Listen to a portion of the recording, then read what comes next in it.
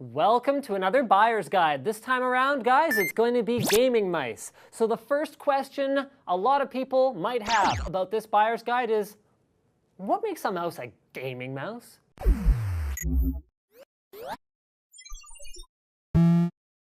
Well, first up is build quality. Gaming mice often get subjected to stressors that regular mice do not, known as nerd rage. Next up is extremely high sensitivity optical and laser sensors. Then you get into sort of the cool features like onboard lights and even sound effects. Yes, I've encountered gaming mice with speakers, although none of those are necessarily here. In addition to that, you'll see things like adjustable weights or even adjustable ergonomics on the mice to make them more comfortable for long gaming sessions. And finally, all kinds of different approaches to buttons, whether it's lots of buttons, buttons that change your DPI, buttons that change your sensitivity on the fly, or buttons that are positioned in ways that you can access them more easily, specifically for gaming. So let's start with the Rocket Cone XTD. It has a soft touch finish, very solid overall build quality. It doesn't get as light as some people might like, but because of its size, it's designed more for a medium-sized to large hand shape anyway, so you probably have a little bit more muscle strength to back that up. In fact, for those of you who do have too much muscle strength, so to speak, you can add adjustable weights to the bottom of the mouse, and it's customizable with lighting that actually has a pretty cool effect. So it's got two strips down either side that you can configure to have as much as two different colors on each strip with a blended color in the middle. Their drivers are highly customizable, and they use a top-of-the-line 8200 DPI sensor in this particular mouse, and their Easy Shift Plus functionality allows the mouse to communicate with other Rocket peripherals, such as a keyboard, to act as a modifier for programmable keys so they can actually all communicate to each other. Next up, we've got the SteelSeries Sensei Pro MLG edition. So it's got that MLG branding on it, which doesn't actually make it necessarily a better mouse. It just happens to already be a pretty darn good one.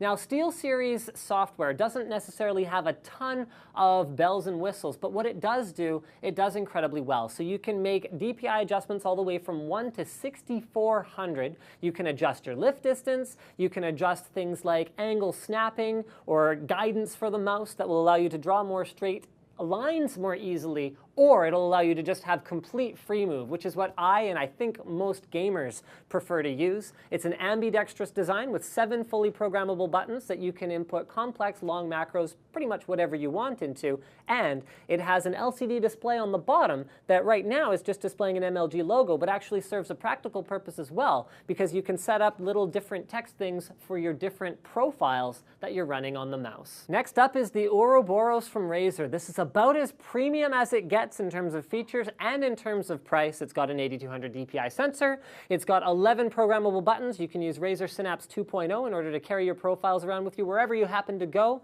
It has a built-in charger that uses grip to make it not fall down and charges the battery internally with 2 little points right here on the bottom. And its 11 buttons are positioned very strategically so that whether you're right or left-handed, it is an ambidextrous mouse, you can reach them pretty easily. So on each side, there's a forward, a back, and then an additional button that you can press, although you can actually turn off that third button using dedicated switches on the bottom in order to lock them or unlock them. It also has customizable ergonomics, so you can raise or lower the palm rest at the back and switch from a more claw-optimized mouse style to a more palm-optimized mouse style with little magnetic wings that can go on the side of the mouse. Last but not least, did I mention, boom, it can operate in wired or wireless mode, whichever you see fit.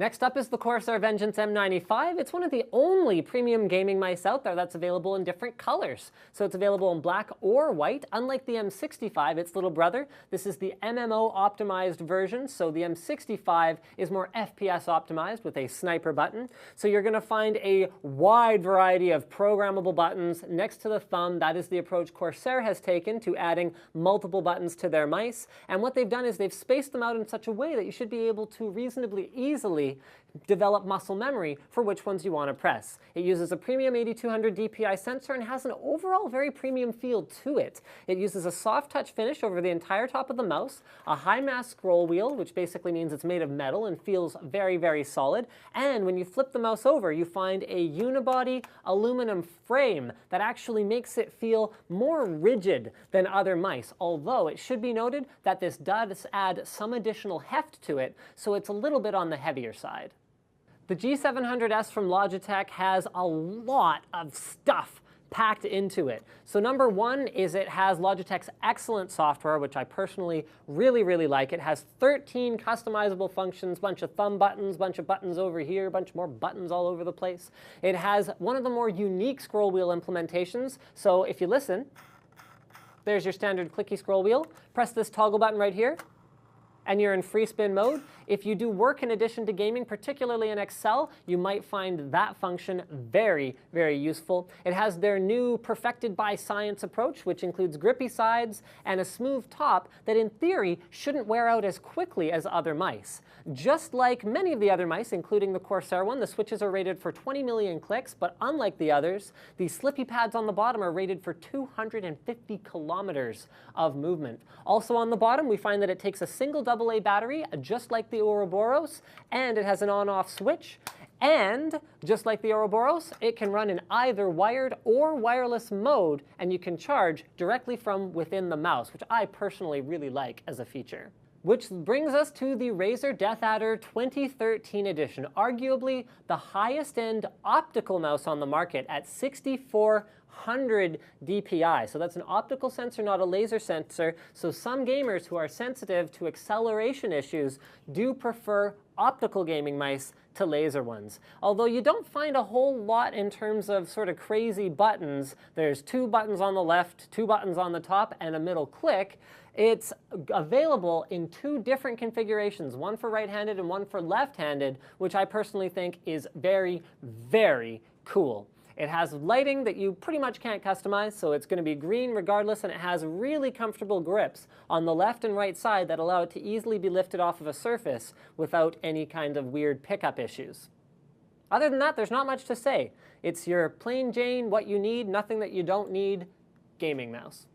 So in conclusion, guys, these are just 6 of the options available out there, and it really comes down to doing the individual research for yourself to find out what's best for you, because there are variables that go beyond just how many buttons they have or what DPI the sensor is. How big are they? Are they optimized for a palm or a fingertip or claw grip or whatever other kinds of things that might be factors for you but maybe no one else would even care about? So do your research, do your shopping, but I hope that this has been a good primer on some of the differences between gaming mice. Don't forget to subscribe for more videos like this from NCIX.com.